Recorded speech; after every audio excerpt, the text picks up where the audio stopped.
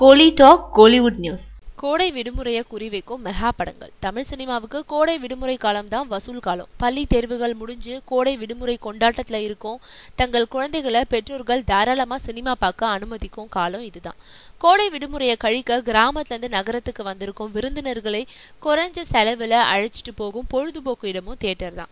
அதனால பெரிய பட்ஜெட்ல தயாராகும் பெரிய படங்கள் ஏப்ரல் மே மாதங்களை குறிவைக்குது. வருகிற ஏப்ரல் மேல ரசிகர்களுக்கு பிரம்மாண்ட சினிமா விருந்துகள் காத்துட்டு இருக்கு. ரஜினி நடிச்ச கோச்சடையான், விக்ரம் சங்கர் இணைப்புல 100 கோடி செலவுல உருவாகி இருக்கும் வடிவேலு நீண்ட இடைவெளிக்கு அப்புறம் என்ட்ரி கொடுக்கிற தெனாலிராமன், வசந்தபாலன் உருவாக்கிட்டு வரும் பீரியட் பிலிமான காவிய தலைவன், சூதுகவும் இயக்குனரோட 2வது படமான ஜிகர்தண்டா, விஷால் நடிச்ச நான் சிகப்பு மனிதன், கமலோட விஸ்வரூபம் 2 ஆகியவை கோடை விடுமுறைய குறி வச்சிருக்காங்க. மக்களுக்கு எந்த படம் பிடிக்குதோ அந்த படத்துக்கு வசூல அள்ளி கொடுக்க இருக்காங்க.